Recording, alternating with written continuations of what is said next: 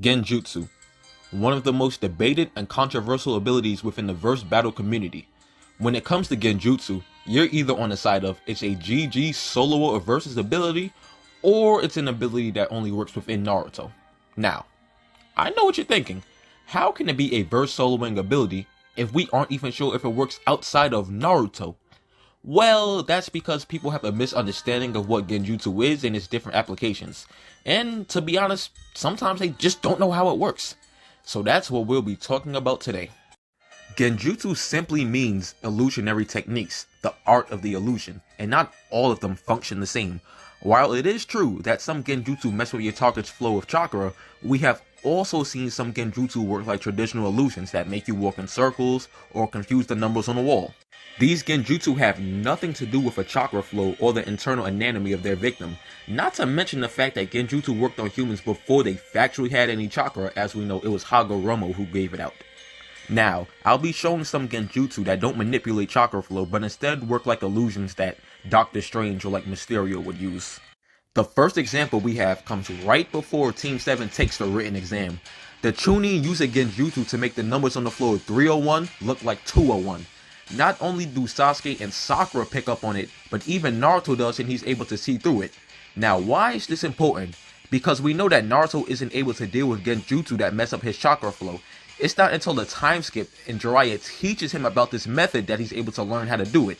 So the fact that Naruto is able to see through a Genjutsu in part 1 is only possible if it's not messing with his chakra flow.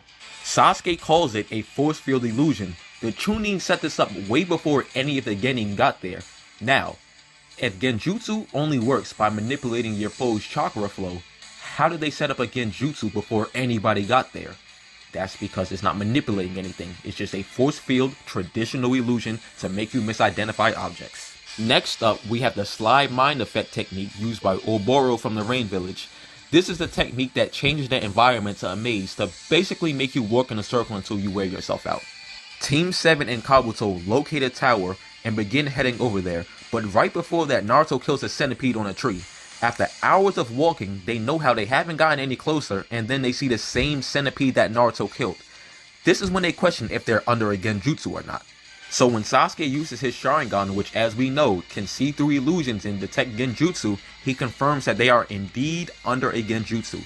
This is an example of a wide range area of effect illusion that has nothing to do with manipulating your foe's chakra flow. We know that the Sharingan is able to see chakra, so when Sasuke looks at Naruto and Kabuto and their chakra flow is perfectly fine, that says something. Because look at Rin's chakra flow when she's under a Genjutsu. See how it's all like jumbled up and the aura isn't straight? Now compare that to Team 7. Team 7's chakra flow looks like perfectly fine, almost like DBZ-like auras. Now that I've shown two clear-cut examples of Genjutsu not having anything to do with a flow of chakra, some people might say things like, oh well, this was before the Jiraiya statement, so Kishimoto could have retconned Genjutsu. First of all, that's copium. Secondly, I have another example, and this is from the War arc. Gengetsu is famed for his Mirage Genjutsu. This is a Genjutsu that creates mirages and illusions by manipulating the light that comes off the steam made by his clan. This is another wide range AoE Genjutsu, so I have to ask you, if Genjutsu only works by manipulating your foe's chakra flow, how can a Genjutsu be set up before they get into the area?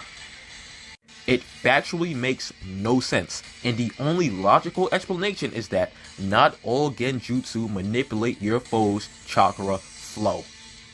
The shinobi facing this Mirage Genjutsu are still able to use jutsu and function normally. Gengetsu nor the clan are messing with their flow chakra, they're simply creating mirages with steam.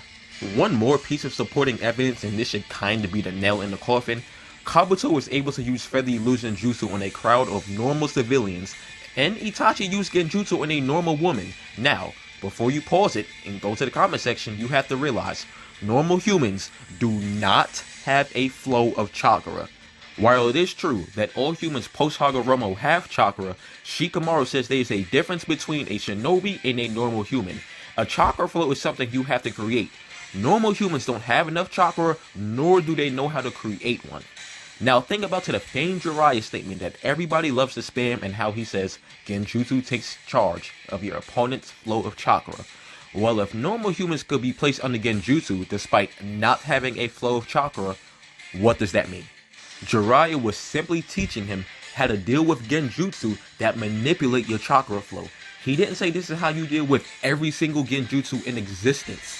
Now, does this mean that Genjutsu is an instant win con in verse battles? No, because that comes down to things like perception manipulation, mind manipulation, potency, and resistance.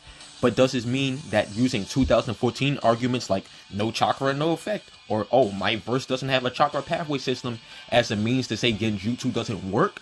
Yes, like that argument is dead, it's bad, and just cut it out. It's 2022. What are you doing? Now, even though my first video could be something that makes waves within the verse battle community, I don't plan for this channel to just be about who would win in verse battles. I know enough about Naruto to like where I can talk about character analysis, symbolism, the world building of the Mist Village, and stuff like that. But this won't just be a Naruto channel. Like, of course I've seen Dragon Ball Z. I'm like 980 episodes deep into One Piece. I'm a big MCU stan. Even competitive Pokemon.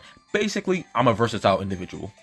If you know me from TikTok, you know my videos can range from anything from talking about if Neji was right, to Kingdom Hearts, to me uploading clips of my rap battle, to what would Luffy and Zoro's win-loss record be if they switched opponents. Basically, expect the unexpected. Get ready so you don't gotta stay ready. And with that, the video is done. If you stayed for the whole thing, thank you. I appreciate it. There's more on the way.